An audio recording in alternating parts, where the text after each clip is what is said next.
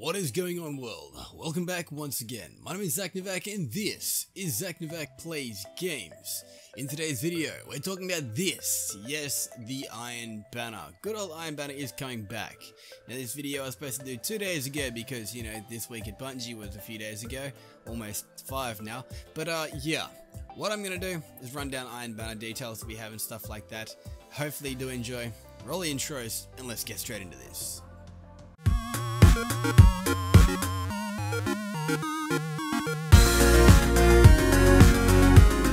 Alrighty, so getting straight into the video, we do have something that I'm really freaking excited about. It is this comic, Fall of Osiris, that is actually dropping. I'm really excited for this. If you are a lore major or someone who is like addicted to the lore, this in itself will be a very good read. Hopefully it does actually, you know, stand up to the first one. We shall see when it actually does drop.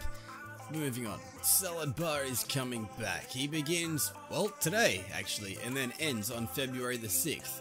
So from Tuesday, January 30th to Tuesday, February the 6th, we have the good old, you know, bastard that really gives us the stuff we want, because I never got what I wanted last time. Anyway, this time it is Control. This time Lord Saladin will actually be coming in Return of the Tower in Season 2 with a few changes. Now these changes in themselves include engrams, changes to the weapons, changes to a bunch of actual things with the event. But by the next event in itself, he'll also have more rewards and more rewards after that in the next event. So that in itself is pretty cool. But for this event, let us have a look at the weapons we do have on offer. So far we do know we've got a hand cannon which looks pretty beastly. We got a scout rifle that looks pretty beastly as well. This one's from Vice. The hand cannon itself is Harker. And then we also have a shotgun, a, you know, pretty decent looking shotgun. It is a Saurus shotgun, but again, hopefully it does have good perks. And we also have a ghost, a ship, and, well, an emblem. The thing with the emblem in itself, they actually stated that the only things that are pictured are the Iron Banner ship in itself.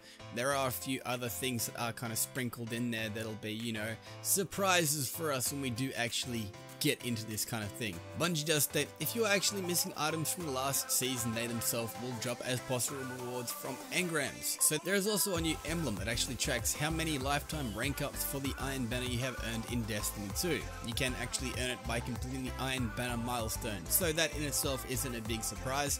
But what is a big surprise is they actually received a lot of feedback from people on the previous Iron Banner event. The people in themselves actually preferred a direct way to acquire the items, which is something a lot of them did really ask, and I myself included. However, Bungie's actually stated the ability to obtain new armor and 3 different weapons from Lord Saladin each event is actually available. This is what he has to offer for this event coming up. I'm really excited to actually get those ornaments. They look really freaking cool. But yeah. That's cool. You can buy the armor in itself if you did actually miss something, which I myself am really happy about. And I also got a ghost today that allows me to actually get more faction, you know, reputation things, coins, whatever they're called. I get a lot of that. It's pretty cool. So anyway, moving on. Something also is pretty cool if you guys do want to actually have a look at the armor in itself. The final way to actually earn rewards in itself by completing challenges, the ornaments are available for all your Iron Banner gear, and you can actually unlock them by completing various objectives for Lord Salad Bar, which I think is pretty cool. There also is the statement they do say there are no limits to how many engrams you can acquire or how many tokens you can earn. Get as much playtime as you can during the week. It will always move you a little closer to opening another engram, earning another ornament, or purchasing a piece of gear from Lord Saladin. Go nuts! And literally, in itself, I think that is pretty freaking cool. As well as Iron Banner, I always just enjoy it. Moving on though, we also have something that is pretty cool that is coming with this update.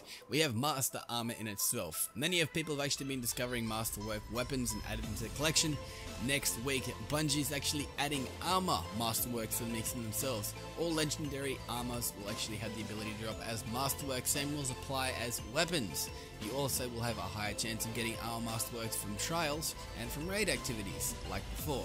But again, you might actually get lucky with an engram from Lord Shaxx or any other vendor who offers engrams in themselves. That is pretty cool, so I'm really hyped for that.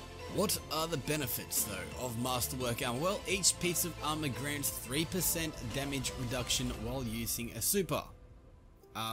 Yeah, okay. It actually stacks to 15 damage when you have a full set of Masterwork armor on.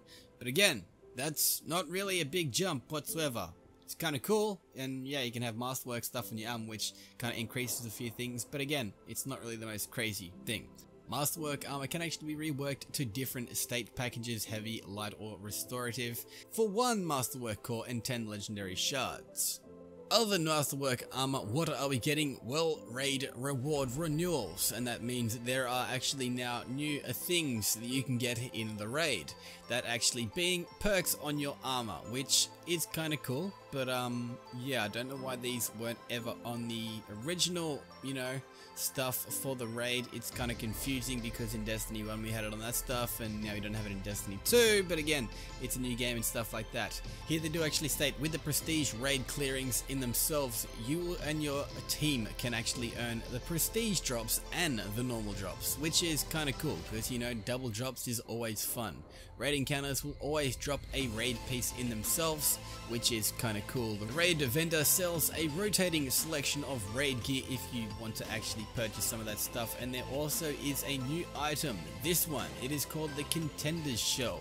It is an exotic raid ghost, which is kind of cool. It's going to be one of those things where people really kind of want to actually get it if possible, because it does look kind of unique, but it doesn't actually look really that cool. I mean, if it was like blazing on fire or spat out like water trumpets or something, I think that'd be cool. They do continue on and say about the patch notes, there are a few changes with armor works and the changes to raids that are actually coming, but there is actually changes to other things that are coming in the update 1.1.2, which is dropping today.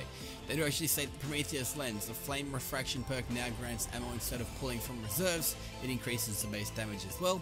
It fixes an issue where new characters created after release of Curse of Osiris were not receiving the Flashpoint milestone. Players in a social space like the tower receive a notification when their lost and found at the postmaster is full. That I'm really happy about, because I've lost a hell of a lot of bright engrams and illuminated engrams, because yeah, I haven't actually checked. Heroic Strike completions now have a greater chance of granting exotic rewards. Mercury challenges are now available during adventures. They fixed an issue where Curse of Osiris strikes were not properly granting clan engrams when featured as a nightfall activity. And they also fixed an issue where challenges were not appearing within quick play. They increased the dismantle timer for masterwork cores, which, cool, that's okay.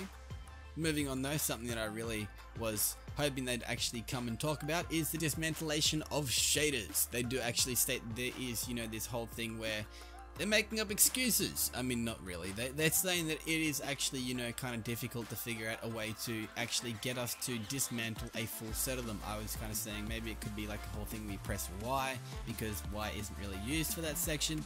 But they do actually state there's an easy other way we can actually do it, which is press like L2 or R2 or, you know, any of the actual triggers and press X. But yeah, they're still not actually changing anything as of yet. The work is ongoing and they will actually get back to us when they have a solution.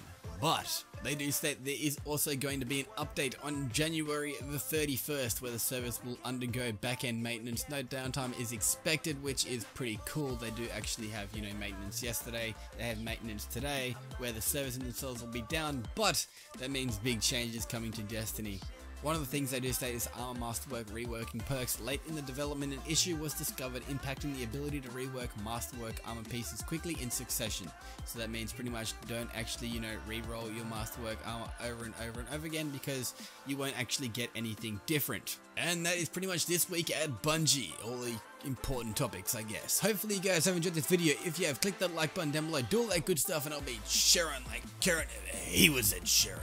I'll try to actually have a video coming up a little bit later after Destiny has had its actual fix, and check out a few things that are available. Hopefully you guys have enjoyed this video. If you have, once again, click the like button, do all that good stuff. And until next time, this is ZacNovak signing off. Peace.